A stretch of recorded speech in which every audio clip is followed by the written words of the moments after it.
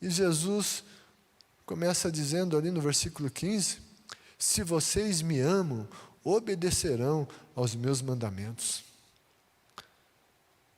Daí ele vai dizer no versículo 21, quem tem os meus mandamentos e lhes obedece, esse é o que me ama.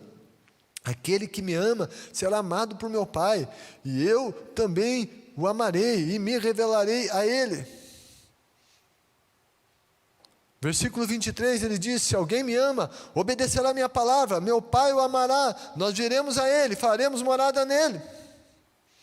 Versículo 24, aquele que não me ama, não obedece minhas palavras. Jesus está ensinando aqui que obediência é resultado de amor. Quem ama a Deus, obedece. Obediência vai trazer a revelação de Deus e comunhão com Ele. Diz, eu me revelarei a Ele. Obediência vai nos trazer todas estas coisas. Obediência seria necessária para que os discípulos fossem sustentados naqueles momentos difíceis que viriam. Para obedecer, eles teriam que amar. Sabe, quem ama aguenta firme. Quem ama honra compromisso. Quem ama vai até o fim. Quem ama segura o seu compromisso até as últimas consequências, mesmo em tempos de aflição. Muitas pessoas, em vista das aflições que passam, elas deixam o amor esfriar, deixam o amor a Deus, porque está difícil, abandonam a Deus, ou não obedecem mais os seus mandamentos. Gente, para superarmos os momentos difíceis, precisamos continuar amando a Deus, obedecendo a Deus. Aquele que ama a Deus e que obedece, que tem os mandamentos e os guarda, vai experimentar mais da realidade do amor de Deus. Jesus disse, o amarei e me revelarei a Ele. Quem ama a Deus recebe mais revelação de quem Ele é. Quem ama Jesus vai saber melhor quem é Jesus. Mas enfim, esse texto fala de obediência. E que nesse tempo, eu e você continuemos a obedecer a Deus independente das circunstâncias. Seja o que quer que aconteça, que amemos e que obedeçamos a Deus. Que nada nos tire do caminho da obediência, que sejamos fiéis e obedientes. Daí, Jesus vai começar também a revelar a questão da Trindade. Para que nós vençamos esses tempos, nós precisamos de ter comunhão com a Trindade divina. E Jesus vai dizer, e eu pedirei ao Pai. Jesus pedindo ao Pai. E diz, e Ele lhes dará outro conselheiro, para estar com vocês para sempre. Jesus ia sair de perto dos discípulos fisicamente. Jesus não estaria por alguns momentos. Jesus está dizendo que depois Ele ia voltar e ia buscar. Mas Jesus disse, eu, o Filho, pedindo ao Pai, para que Ele envie o conselheiro para estar para sempre. E daí Jesus diz, naquele dia compreenderão que eu estou em meu Pai, vocês em mim e eu em vocês. E daí ele diz, meu Pai o amará, nós viremos a Ele e faremos morada nele. Jesus está falando da manifestação na vida dos seus, do Pai, do Filho e do Espírito Santo. Quando nós olhamos para a Escritura, nós vemos geralmente as manifestações de Deus, a presença de Deus dentro da Trindade se manifestando. E veja bem, e com isso a gente de maneira nenhuma quer limitar Deus e colocar uma regra nisso, que isso é engessado. Não, Deus é onipresente. Mas aqui na terra, Deus presente, Deus se manifestando no Antigo Testamento, com algumas manifestações do Espírito dele. Daí, Deus envia Jesus. Jesus fazendo essa conexão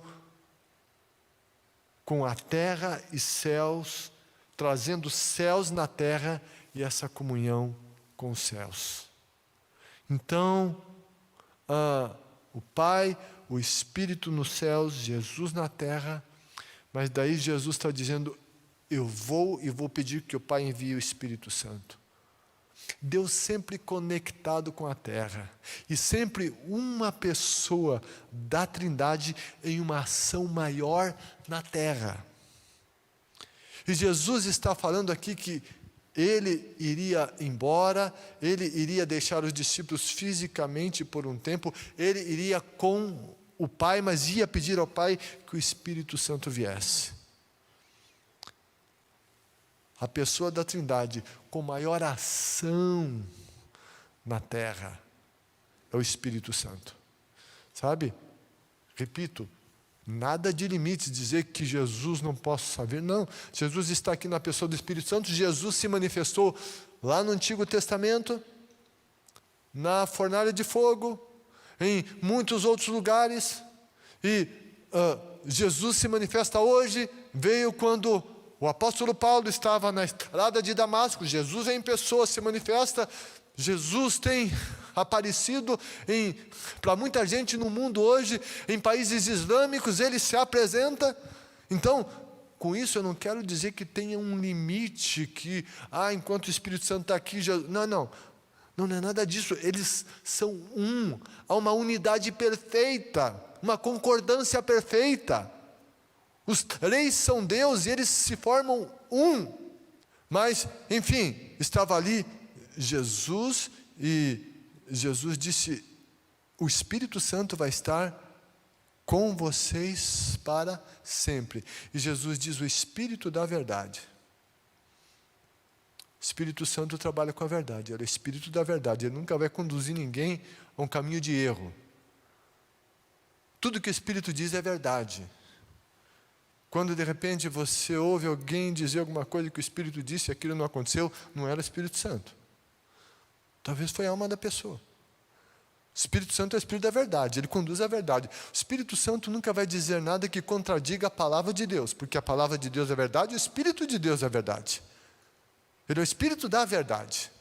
Não há mentira no Espírito Santo, não há engano no Espírito Santo. Ele é verdade. E daí Jesus disse, o mundo não pode recebê-lo.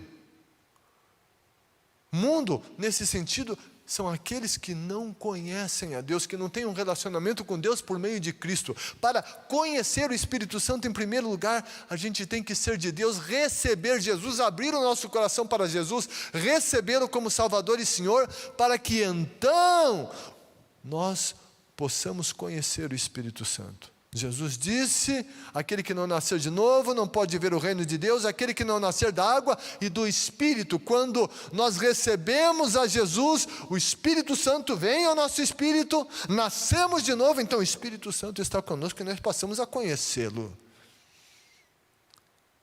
E devemos buscar comunhão com Ele e buscar um conhecimento cada vez maior dEle e de quem Ele é. Jesus disse, o mundo não conhece, mas vocês o conhecem, pois Ele vive com vocês e estará em vocês. Naquele momento, o Espírito Santo vivia com eles, estava com eles, porque Jesus estava ali e Jesus tinha sido ungido pelo Espírito Santo. Então o Espírito Santo estava com eles, mas daí Jesus vai dizer, e Ele estará em vocês. Mas Jesus colocou o verbo no futuro, falei sobre isso hoje de manhã. Estará em vocês. No Antigo Testamento, o Espírito de Deus estava com o povo de Israel por meio de manifestações na instrumentalidade de alguns homens. Mas o Espírito Santo não estava nos israelitas, com eles, por meio de alguns homens, profetas, juízes, reis, sacerdotes.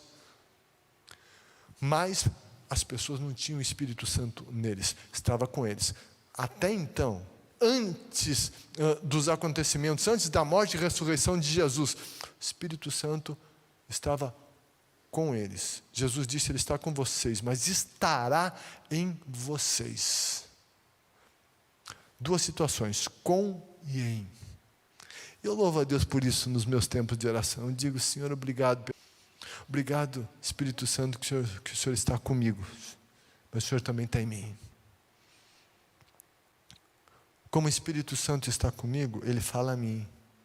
Mas como Ele está em mim, Ele fala também em mim. Ele fala a mim e em mim. E quando Jesus morreu, ressuscitou, Ele veio aos discípulos, Ele soprou sobre eles o Espírito Santo, houve ali novo nascimento, eles nasceram de novo, receberam o Espírito Santo, mas ainda não tinham sido imergidos pelo Espírito Santo.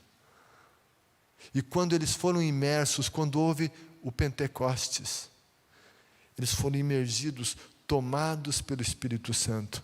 Mas quem é esse Espírito Santo? Vamos pensar um pouquinho mais. E Jesus o chamou de conselheiro, em dois momentos, ali entre o versículo 16 e 17, e também no 26 ele volta a dizer, mas o conselheiro, o Espírito Santo, que o Pai enviará em meu nome, lhes ensinará todas as coisas e lhes fará lembrar tudo o que eu disse. Agora, esse termo, conselheiro, na Almeida parece que está consolador.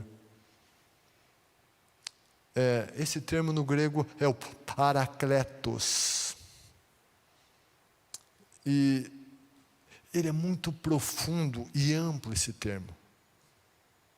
Quando alguém vai fazer a questão da tradução da Bíblia, ele tem esse termo e ele olha o significado do termo. Mas, mesmo que seja amplo esse termo, ele só pode colocar uma palavra, ou quem sabe uma segunda para explicar melhor, mas, enfim, não dá para ele colocar toda a explicação do termo em todo o texto. Não, ele vai escolher uma palavra. Mas esse termo, na língua original, às vezes ele tem vários significados. Então, o tradutor da NVI escolheu conselheiro. Da Almeida, consolador. Não é que um está errado, o outro está certo. Os dois estão certos. Contudo, esse termo que se refere ao Espírito Santo é mais amplo. E quando a gente entende a amplidão, nós começamos a entender os conceitos dessa palavra, desse termo, e passamos a ter um entendimento melhor da pessoa do Espírito Santo. E esse Paracletos fala de conselheiro, é aquele que nos aconselha. Também significa consolador. Nós precisamos, na vida, de consolo. Quando coisas desagradáveis acontecem, precisamos de consolo. Quando a gente tem o Espírito Santo, Ele nos dirige, Ele nos aconselha. E repito, todo o conselho do Espírito Santo vai estar em linha com a palavra de Deus. Essa palavra também fala de alguém chamado para estar ao lado, estar com.